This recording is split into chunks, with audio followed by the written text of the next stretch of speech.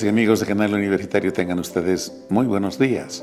Soy el doctor Gustavo Mendoza Ríos, docente emérito de la Facultad de Medicina y médico ginecobstetra, que tiene el placer de ingresar a vuestros hogares mediante su programa Cuidemos tu Salud. El día de hoy hemos de hablar de un tema muy importante, también dedicado a las personas mayores especialmente. Vamos a hablar de uno de los dos problemas que más gravemente afectan al cerebro. Uno de ellos es la hemorragia. Comprenderán que la hemorragia cerebral ocurre porque se rompe una arteria, casi siempre provocada por una crisis hipertensiva que afecta al cerebro y que genera este problema. El otro componente es el de la isquemia cerebral. Isquemia quiere decir la disminución o falta de irrigación, es decir, del aporte de oxígeno al cerebro, que se provoca o porque la arteria disminuye su luz, es decir, este tubo que lleva a ciertos territorios del cerebro, la sangre, el oxígeno, los nutrientes, etcétera, a su mínima expresión y da problemas, o cuando de forma brusca se obstruye la arteria.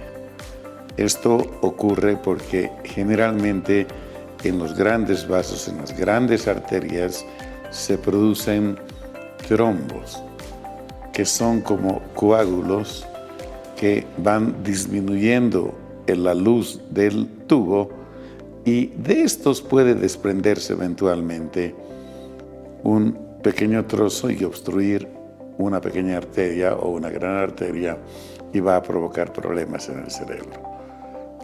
Para hablar de esto tan importante, hemos invitado a un distinguido profesor, el doctor Raúl Beltrán Ocio. Él es profesor titular de neurocirugía de la facultad. Es médico especialista precisamente en neurocirugía, y con él vamos a desentrañar este tan importante problema.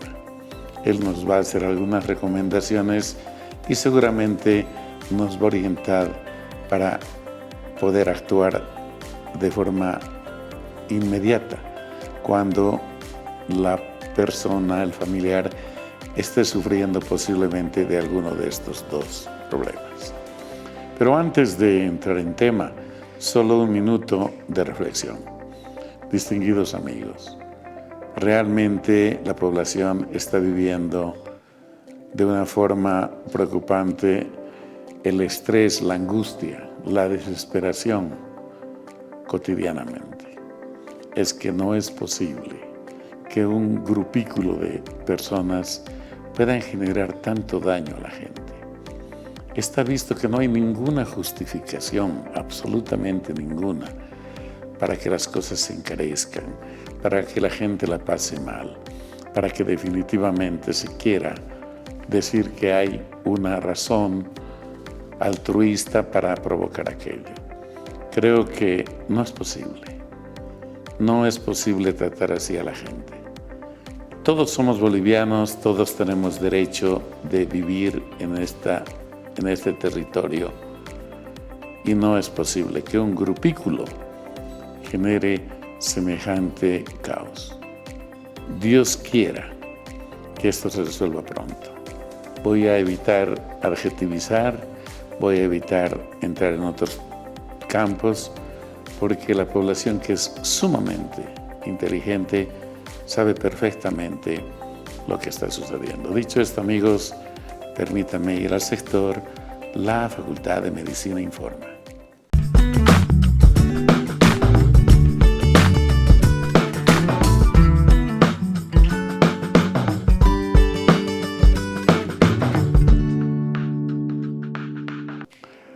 Amigos, en la Facultad de Medicina, en cada una de sus carreras, se ha conformado una comisión para llevar adelante la admisión de nuevos estudiantes a las distintas carreras que hacen a la facultad.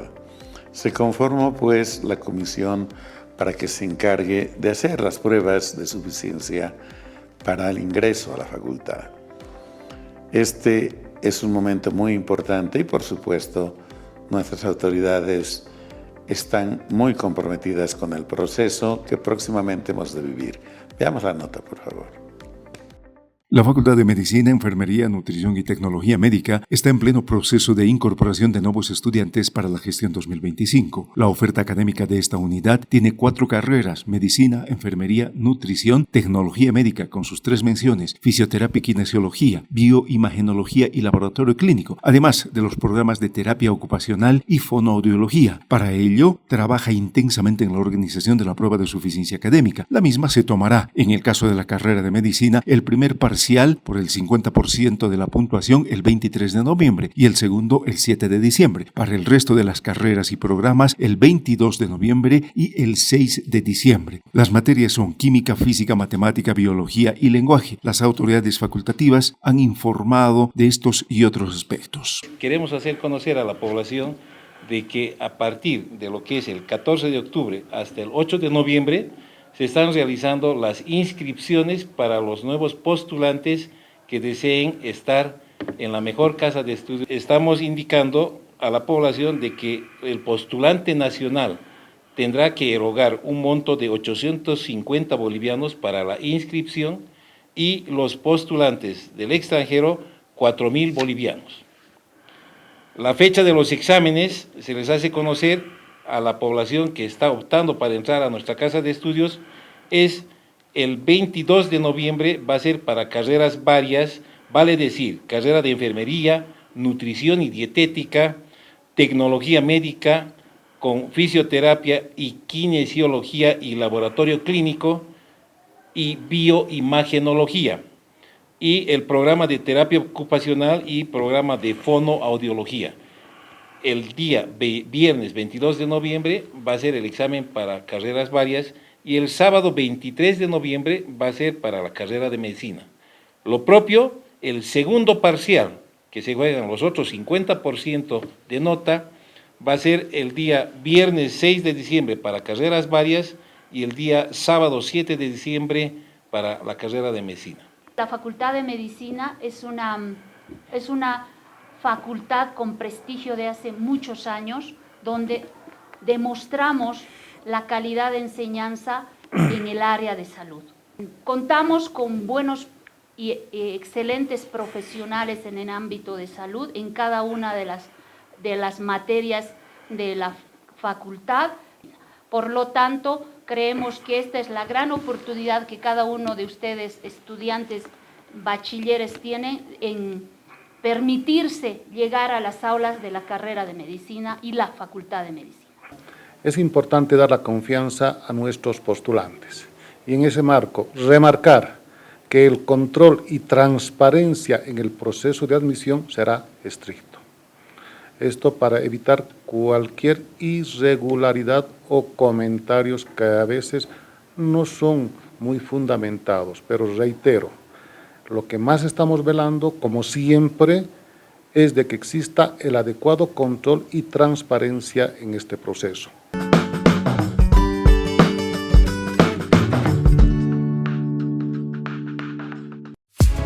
Estás viendo Cuidemos tu Salud. Estás viendo Cuidemos tu Salud.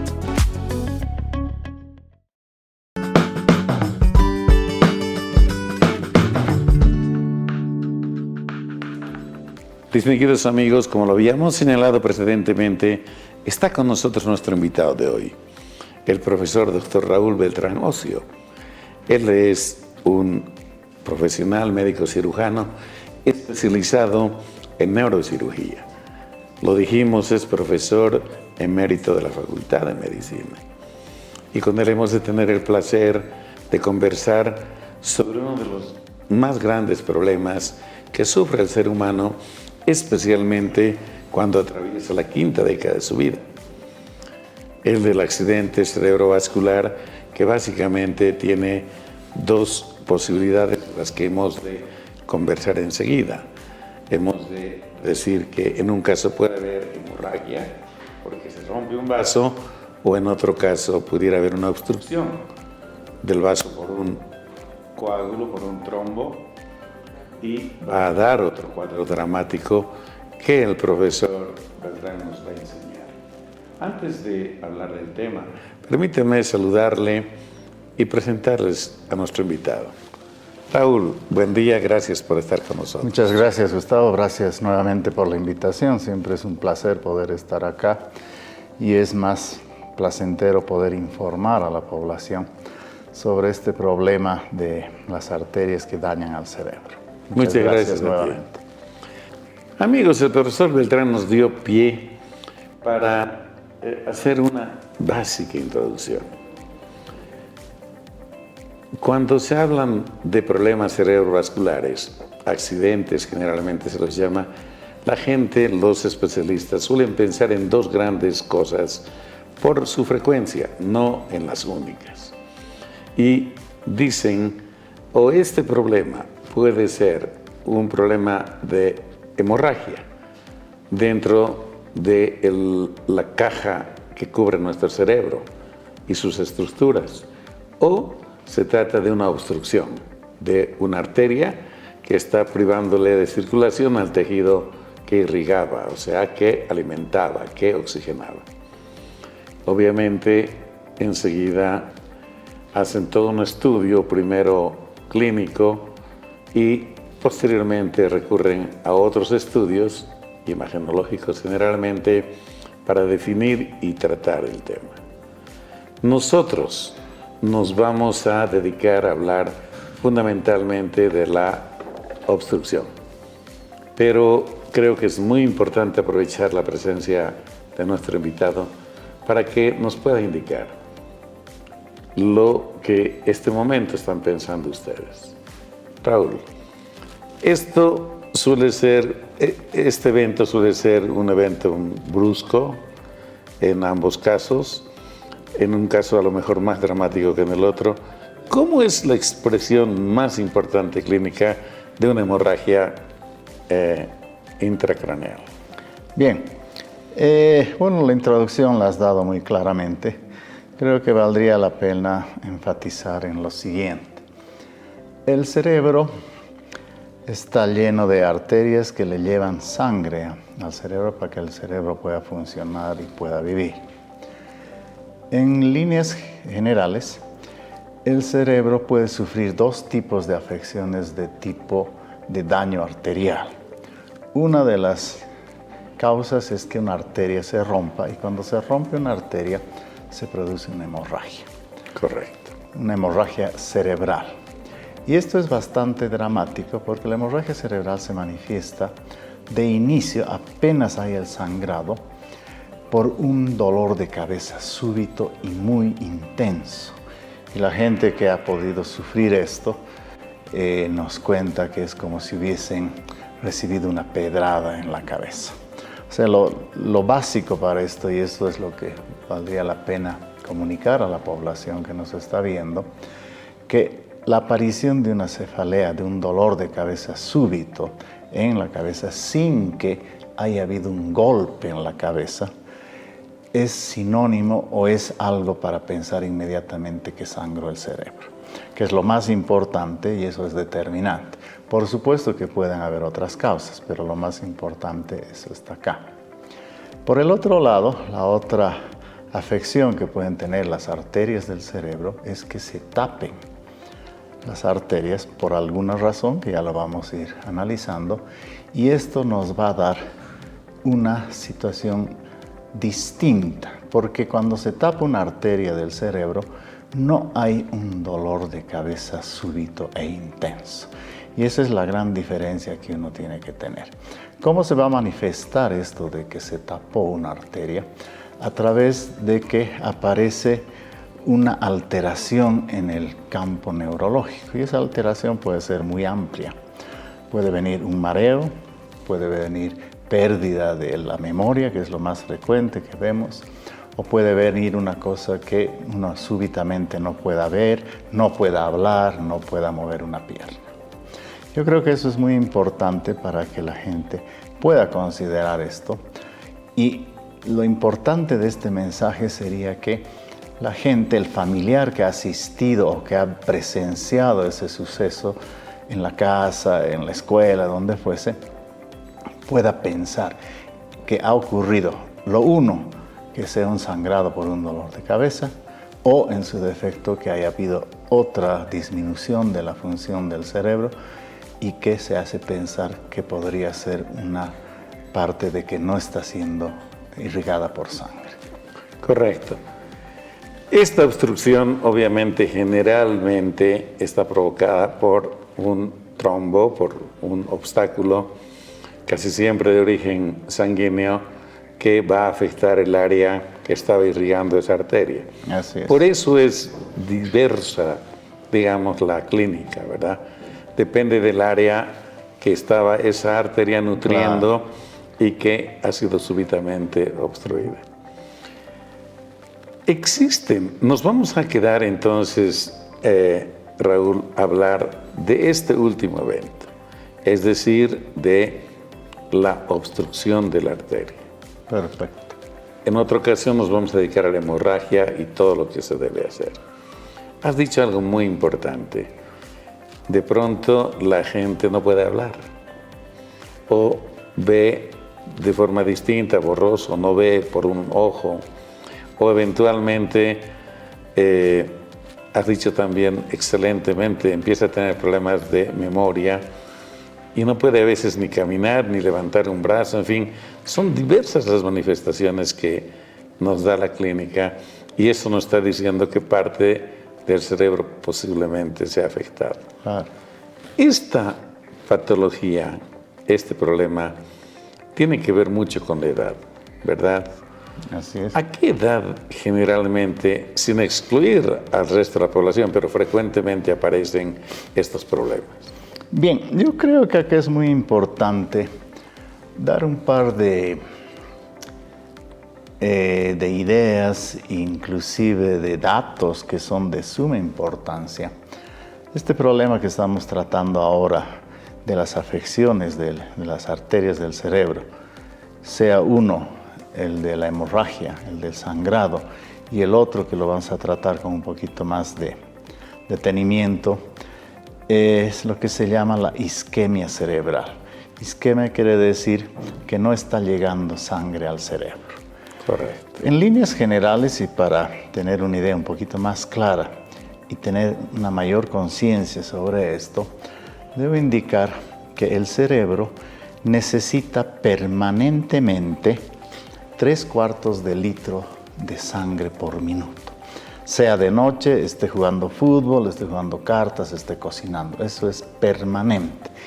Y el momento en que esa cantidad de sangre, que son 3/4 de litro, disminuye o no deja de llegar, ya el cerebro empieza a sufrir. Hay dos situaciones que son importantes. Una es la que acabo de mencionar y otra que creo que hay que considerarla con mucha seriedad, y ese sería el segundo mensaje grande, es que este problema sea del sangrado o sea de la obstrucción de la arteria en el cerebro, representa un 50 o un 60% de mortalidad. Esto quiere decir que 1 de cada 2 individuos que sufren este problema va a fallecer. Entonces la cifra es muy grande y esto hace que esta patología sea la primera patología en el mundo hoy en día. Que provoca muerte. Y el 50%. Exacto. Y esta misma cantidad se refleja en el país. No es que el país no varía. las cosas. Entonces se considera en este momento la primera patología que afecta al sistema nervioso en el mundo y en Bolivia. Yo creo que esos son datos muy, muy importantes para tomar en cuenta. Probablemente puedan asustar, pero es para que la gente tome un poquito de conciencia y no crea que un sangrado en la cabeza es como una gripe o haber tenido una fractura de un hueso. Es una cosa mucho más seria por las secuelas que quedan. Vamos a hablar de los factores que predisponen al tema de la isquemia. Refiriendo antes, distinguidos amigos, que para el tema de la hemorragia, casi siempre no siempre, pero casi siempre, el factor común denominador es la hipertensión o las crisis hipertensivas. Obviamente pueden haber otros factores que acompañen y que puedan provocar aquello, pero en la isquemia son otros los factores que te voy a pedir que los puedas describir al volver de este pequeño corte, por favor. Amigos, enseguida volvemos.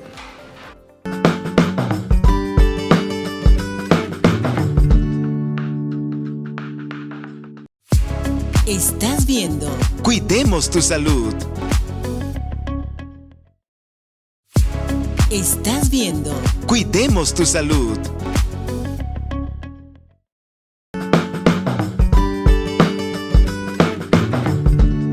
Amigos, le habíamos preguntado a nuestro invitado, el profesor Beltrán Ocio, ¿cuáles eran los factores que podrían predisponer a que las personas sufran de isquemia, es decir, de hipoxia en el cerebro por un obstáculo, por un trombo posiblemente, que obstruye una arteria?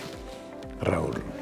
Bien, yo creo que esa es una pregunta muy, muy importante, porque los factores que voy a mencionar a continuación no son solamente para pensar qué es lo que puede producir, sino yendo mucho más allá, son los factores que se los debería tratar de inicio para evitar esta patología tan grande que estamos tratando ahora. Dentro de los factores más importantes están los problemas del corazón. Esto quiere decir que la persona que tiene alguna patología o alguna alteración en el corazón es muy proclive, es muy propensa a que pueda tener estos problemas de falta de llegada de sangre al cerebro, como uno de los primeros factores. Los otros factores, vos mencionaste algo de eso, la edad. A medida que la persona crece en edad, va deteriorándose fisiológicamente o naturalmente todos los organismos del cuerpo. Todo, sabemos muy bien, podemos generalizarlo, todo va envejeciendo. Las articulaciones, sabemos muy bien que se ponen más duras, más rígidas, tenemos menos motilidad, tenemos menos fuerza. Y lo propio empieza a ocurrir en el cerebro. El cerebro se empieza a achicar con la edad. Se ha determinado que el cerebro empieza a deteriorarse o a achicarse en un 1% por año a partir más o menos de los 50 o un poco menos antes. Entonces eso es muy importante. Y el cerebro se va achicando. Un término, me atrevería a usarlo un poco vulgar, pero lo importante es que la gente pueda entender, es que el cerebro se va achuñando, si es que va el término. Sí. Y al ocurrir esto se hace más pequeño, se hace menos flexible y sus arterias se hacen más rígidas, más débiles, entonces es más proclive a que tenga mayores problemas. Otro problema muy grande hoy en día, que es para tomarlo en cuenta, es el problema del sobrepeso, la obesidad, que es un factor muy determinante, que estos tres factores que hemos mencionado vendrían a ser los que mayor problemas van a causar. A esto se tiene que adicionar el consumo de alcohol, el consumo de tabaco, correcto, el consumo de otras drogas, algo que también es muy, muy importante, que hoy en día podría decir yo, usando un término un poquito más vulgar, que está de moda, es el famoso estrés, la famosa preocupación por factores económicos, emocionales, violencia, etc. Estos factores son muy, muy importantes. Y otro problema que también es determinante para que ocurra esta patología es la diabetes, que es una enfermedad que está aumentando galopantemente en el mundo y también en Bolivia. En Bolivia no tenemos una gran diferencia con los otros países en relación a estas afecciones. Entonces, yo me atrevería a decir que estos factores que hemos mencionado son los más importantes. Problemas en el corazón, el envejecimiento natural y después el estrés y los problemas de dieta que ya hemos mencionado, que están causando una mala dieta, obesidad, diabetes, y eso es lo que está molestando cada vez más. Y dentro de eso, como consecuencia de la mala dieta, que debo mencionar que nuestra dieta en general, en el país y en el mundo también, es el sobrepeso, y es una mala dieta porque está llena de azúcares y de ácidos grasos. Nuestra dieta es muy rica en eso porque, bueno, son nuestras costumbres, son lo que tenemos nosotros para alimentarnos, y eso es fácil de prevenir. Y esto como un tratamiento preventivo de las patologías que vamos a mencionar. A consecuencia de este exceso de grasas que consumimos todos los días, aparece el término de la arterioesclerosis. Y arterioesclerosis quiere decir una estenosis o un cierre de las arterias por dentro por la cantidad de grasa. Las grasas las podemos llamar estos acúmulos de grasa, que son los ateromas, y esos acúmulos de grasa van cerrando la arteria por dentro. Entonces, si van cerrando la arteria por dentro, el flujo o la cantidad de sangre que atraviesa por dentro de esa arteria va disminuyendo. Yo siempre trato de ejemplificar a los alumnos que esto de la arterioesclerosis, todos hemos visto una cañería en la casa. Con el tiempo se va ensarrando, a veces se corta la cañería, la abrimos para cambiar y ahí vamos a ver sarro. Y todos conocemos eso. Lo mismo ocurre en la arteria. Y eso es lo que nos va a causar el problema de la isquemia, que es la falta de llegada de sangre al cerebro, que va a producir lo que justamente estamos discutiendo en este momento. Y qué bueno que lo menciona, Raúl, porque efectivamente es así, amigos. Por ello, cuando hay isquemia, y bien señalaste, a veces hay una serie de síntomas que te pueden orientar a que está ocurriendo esto. Generalmente acontece, muy bien dijiste, en las arterias, y este acúmulo de grasa que se endura dentro de la arteria, a diferencia de lo que puede ser un trombo simple, no se lo puede remover, ¿no es cierto? Es sumamente complicado de forma espontánea, medicamentosa o dietética volver a la normalidad. Por eso creo que la parte preventiva que has señalado es vital, porque si se puede evitar la arteriosclerosis, se garantiza una mejor irrigación al cerebro o a cualquier zona, ¿verdad? Eso es muy importante resaltar, ¿no? El problema de la arteriosclerosis por el sobrepeso y todo lo que hemos mencionado provoca estas cosas. Lo que pasa es que, por supuesto, uno no se da cuenta que se está acumulando este sarro de grasa dentro de la arteria. Es una acumulación lenta que uno no sabe dónde se puede estar produciendo.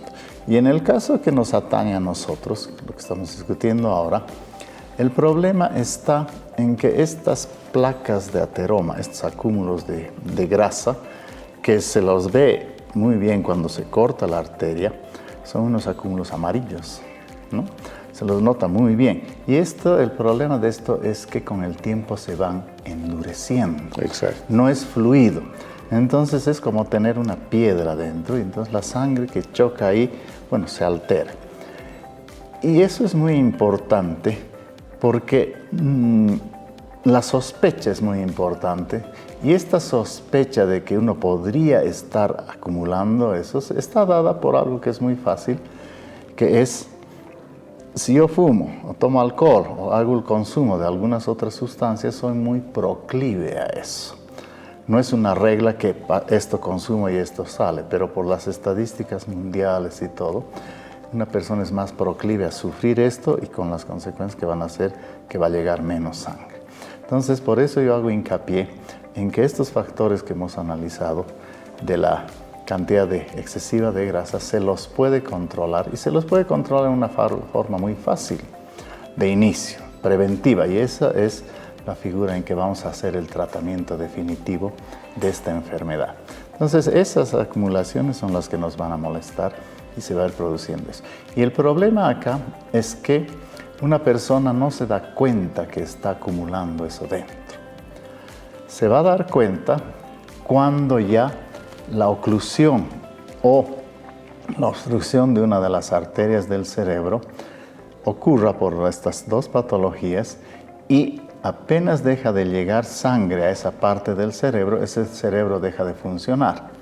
Dependiendo dónde no llegó sangre, la persona no tendrá movimiento en la mano derecha, en la mano izquierda, no podrá hablar, no podrá mirar, lo que fuese. Y lo más frecuente acá, que es lo que nosotros vemos todos los días en las personas de mayor edad, ¿de qué se quejan los abuelos? Me olvido las cosas. Correcto. No sé dónde he puesto la llave. Me confundo de nombres. Ya no lo puedo llamar Luis al nieto, pensé que era el Carlitos. O vienen mareos, que son las dos cosas que más frecuentemente afectan a las personas. Entonces sería bueno que la persona tome conciencia de eso y vea por qué este señor está confundiendo, ¿no? Que lo vemos muy habitual nosotros, eso de decir, no, está pues ya chocho, está viejito, hay que considerarlo, pero nos estamos olvidando que la causa podría ser esta. Correcto. Y lo ideal sería llevarlo al centro de salud, hacerle algunos exámenes y probablemente vamos a poder encontrar algunas respuestas a eso. Has dicho algo muy importante, Raúl. La demencia, por lo menos en un 15-20%, es de origen vascular. Claro. Y tiene que ver con la arteriosclerosis. Definitivamente. Es decir, es un todo, amigos, que hay que tratar de comprender. Ahora bien, Raúl, si esto sigue evolucionando y se obstruye, entonces, ¿qué va a pasar con ese cerebro? ¿Cómo va a reaccionar? ¿Qué va a presentar como clínica el paciente para que enseguida pueda acudir al médico? Porque si la obstrucción es aguda, a lo mejor una pronta atención puede revertir el problema o disminuir lo que más tarde pueden ser secuelas, ¿verdad? Sí, efectivamente ese es el punto clave. A un comienzo ya se había mencionado que había dos patologías específicas que son las que vamos a analizar ahora cuando se obstruye una arteria del cerebro de a poco o en forma súbita. Vamos a mencionar lo que es la trombosis, que es un término que la gente lo maneja muy fácilmente, muchos tienen conocimiento de lo que puede ser. Y la trombosis no es más que la formación de un coágulo dentro de la arteria. Correcto. ¿No? Es, para hablar un poquito vulgarmente, y eso es lo que trato de decirles a los alumnos, es la formación de una morcilla dentro de una arteria. Y todos sabemos, la morcilla es sangre coagulada. Y aquí eso es lo que pasa en el cerebro. Uno de los factores que lleva a esta formación de los trombos, que es el origen de las trombosis, lo que hemos mencionado varias veces, que es la arteriosclerosis. Por supuesto que hay otras patologías, pero lo más frecuente es eso. Y dijimos que la gente no se da cuenta que se está formando un trombo dentro de sus arterias. Lo más frecuente es que se formen en lo que nos corresponde al cerebro, es en las arterias del cuello. En el cuello tenemos dos arterias, ¿cierto?, grandes que son gruesas y esas se van tapando. O en su defecto se van tapando las arterias más grandes que están dentro del cerebro. Y la tendencia, por algunas razones de la naturaleza, es que en los vasos gruesos, ahí es donde se forman más acúmulos de los ateromas, de estas placas, de estas piedras de grasa.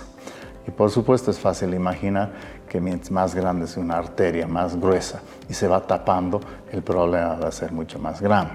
Entonces, esa es la trombosis y lo que yo les decía, no es fácil darse cuenta de que se está formando esto.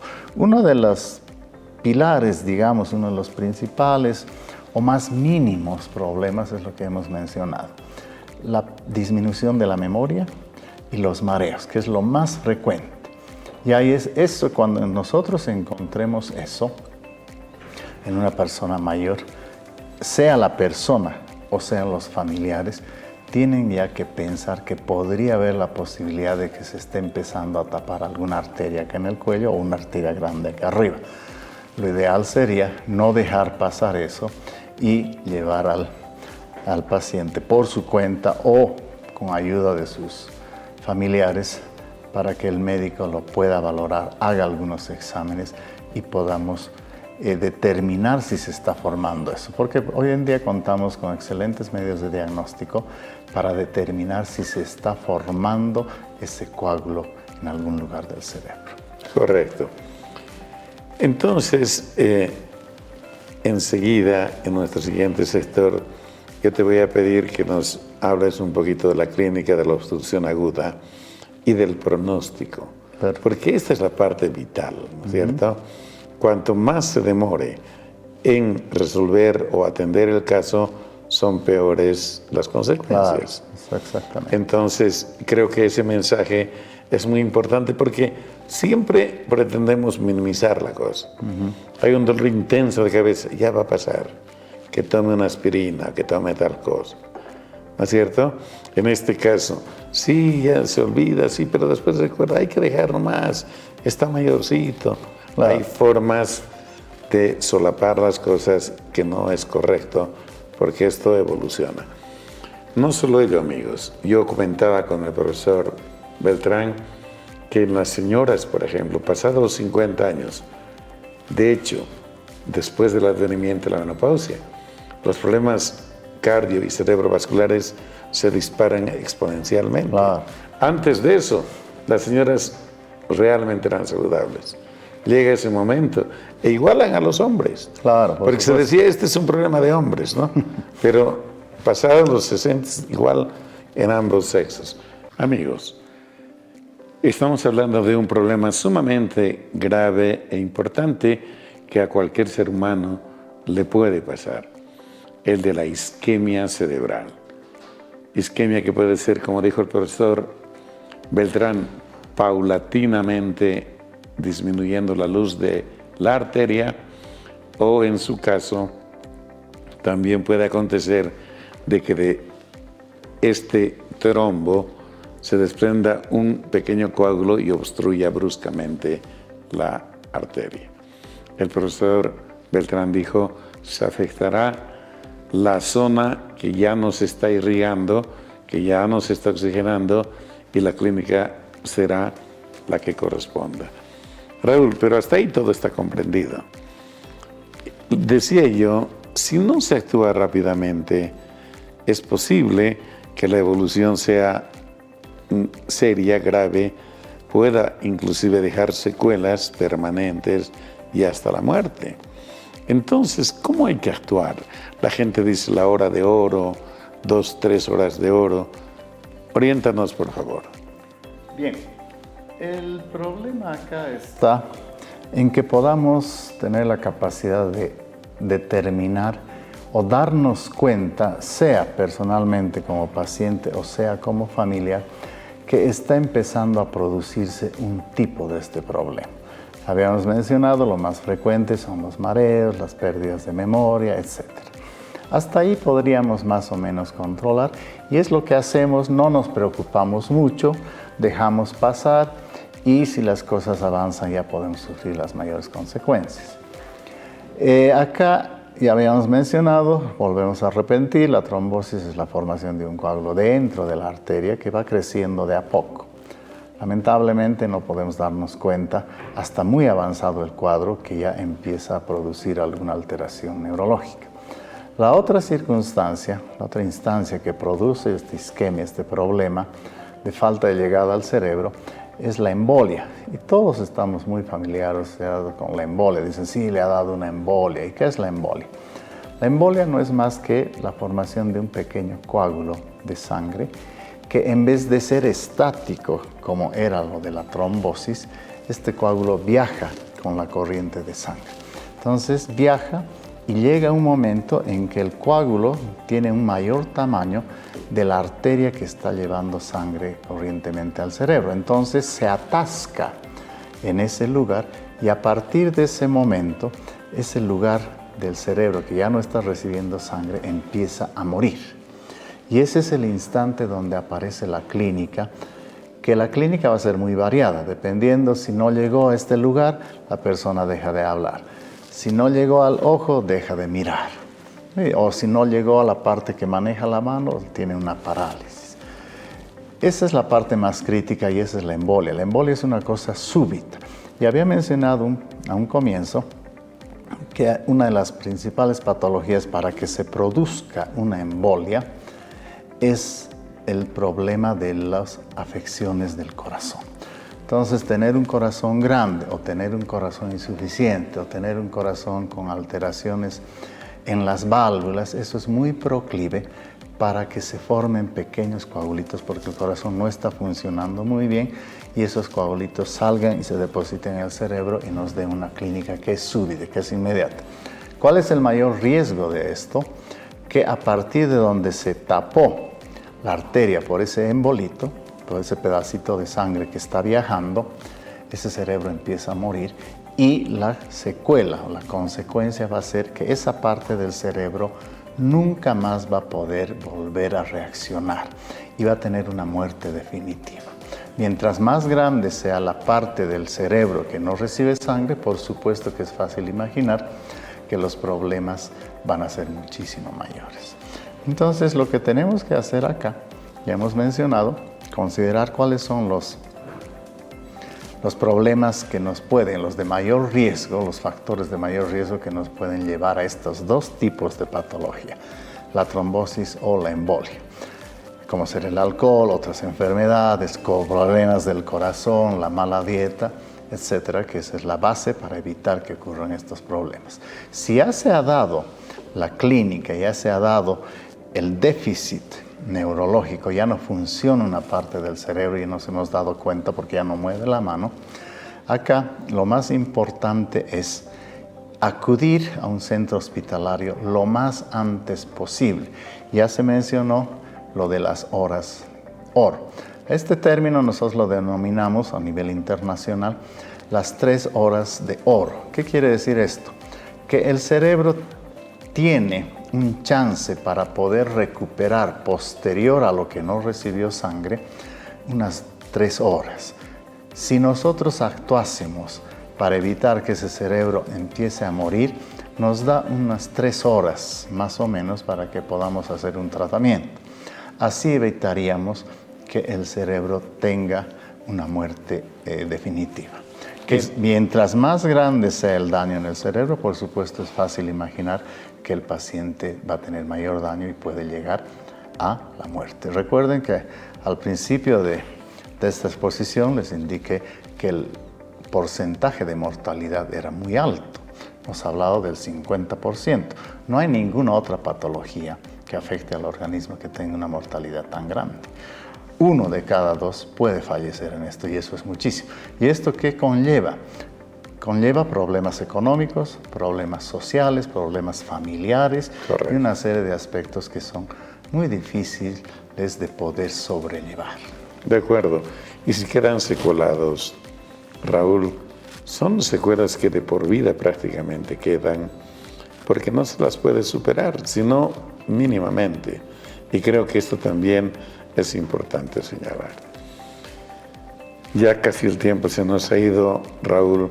Ustedes utilizan para confirmar el daño, la magnitud del problema, algunos exámenes de gabinete auxiliares, como la tomografía, la resonancia, que puede ser simple, contrastada, etcétera, pero lo hacen precozmente, ¿verdad? O sea, dentro del tiempo que les permite actuar de mejor manera para beneficiar al paciente. Sí, ese es un punto muy importante a tomar en cuenta. Lamentablemente, la mayor parte de estos pacientes llegan a la consulta o al hospital por la emergencia o no, pero ya llegan con el problema hecho, digamos, ya consolidado, ¿no?, en el cerebro. Y algo que tiene que entender la población es que lamentablemente, una vez que el cerebro se daña o se daña un nervio del cuerpo, que es parte del sistema nervioso, nunca más vuelve a crecer, nunca más vuelve a regenerar. Entonces, quiere decir que el daño lo vamos a tener de por vida. No es lo mismo que cuando uno se fractura un hueso, ese hueso vuelve a crecer y se puede volver a tener prácticamente una actividad del 100%. En el cerebro no va a ocurrir lo mismo. Entonces, en relación a esto, lo más importante es la prevención. Tendremos que prevenir esos factores que hemos mencionado varias veces, controlarlos. Es muy fácil controlar. tenemos el hábito del tabaco, bueno, disminuiré, lo haré de tanto en tanto, como los otros factores, y ahí yo estoy previniendo que pueda ocurrir esto. Y en relación a esto, como este es un problema a nivel mundial, que incluye a mucha gente, entonces los costos son muy elevados para poder cubrir todos estos gastos. Y en algunos países, inclusive en el nuestro, ya se está tratando de organizar estas unidades para prevenir esta isquemia cerebral.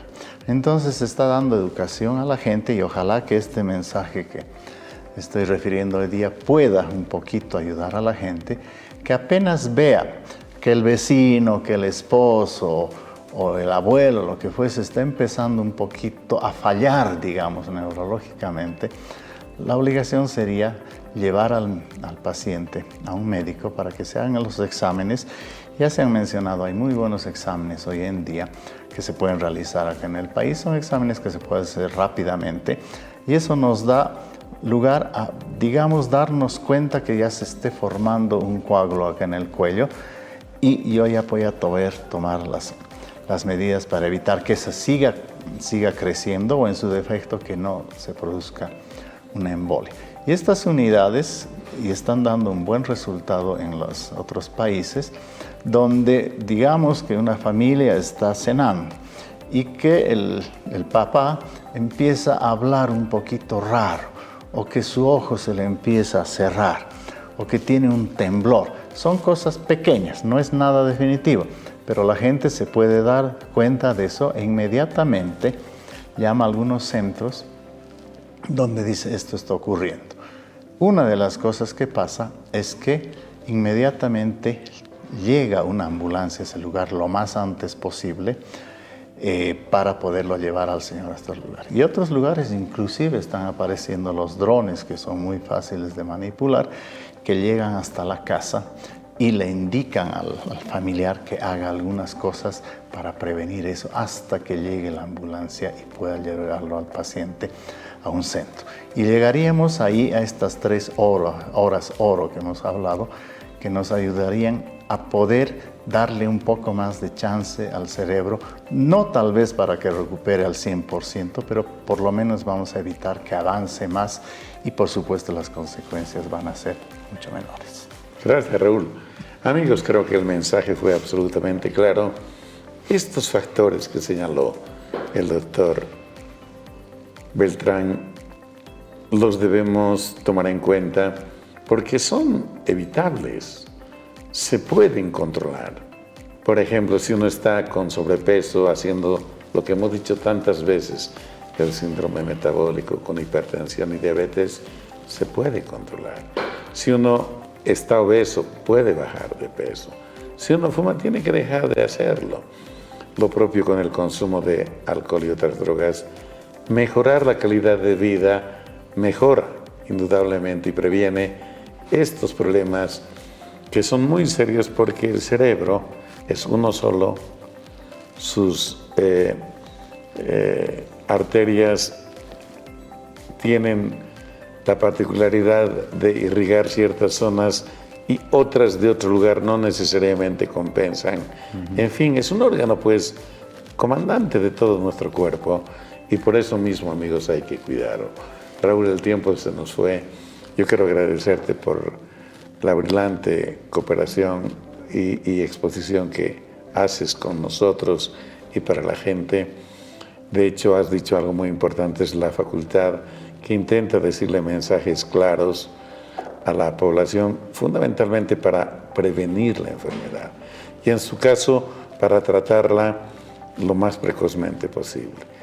Antes de que te despidas, quiero comprometerte para que en una siguiente vez hablemos de un tema tan importante como este. Tu despedida, por favor. No, pues nuevamente, Gustavo, agradezco la invitación. Siempre es un placer poder estar acá y compartir los conocimientos que uno tiene. Yo creo que tenemos la obligación de que los conocimientos que uno tiene, el poder reflejarlos y darles a conocer a la población para que tenga una mejor idea de esto y lo que hemos hablado siempre, tratar de encontrar la prevención para evitar que estas enfermedades u otras nos afecten. Y ahí está la clave, no solamente para la parte de los problemas del cerebro, sino del corazón, del riñón. Yo creo que nosotros como profesionales médicos tenemos la obligación no solamente de atender a los pacientes, tratarlos, sino más que todo de prevenir. Y en este momento en el mundo, antes de que se defina qué enfermedad puede estar afectando a una persona, lo que se está tratando de enseñar en las universidades es a prevenir, que primero entiendan lo que es prevenir la gripe, digamos. ¿No? Porque a la inversa, acá primero nos da la gripe, curamos la gripe y después queremos prevenir. La figura está dando vuelta completamente, ahora tenemos que ver cómo se previene la gripe y si viene la gripe por alguna causa, ahí la podemos tratar. Pero vuelvo a recalcar, la prevención es lo más importante y nuevamente un agradecimiento y con mucho gusto podré estar deseoso de poder compartir algún otro tema. ¿Quieres ser un profesional de alta calidad en el campo de la salud? Te esperamos. La Facultad de Medicina, Enfermería, Nutrición y Tecnología Médica de la UNSA convoca la prueba de suficiencia académica modalidad presencial para las carreras de Medicina, Enfermería, Nutrición y Dietética y Tecnología Médica y sus menciones de Fisioterapia y Kinesiología, Bioimagenología y Laboratorio Clínico.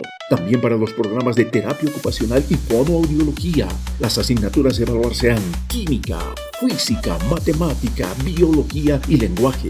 Fecha límite de inscripción 8 de noviembre de la presente gestión.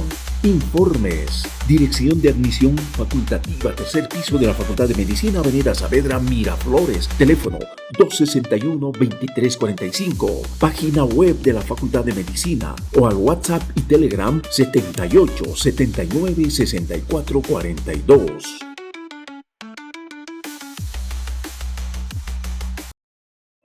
Distinguidos amigos, esto fue todo por hoy. Esperamos que el tema haya sido de vuestro interés. Vale la pena recordar de algunas cosas que conversamos hoy con nuestro invitado. Puede ser vital para salvar la vida de algún amigo familiar.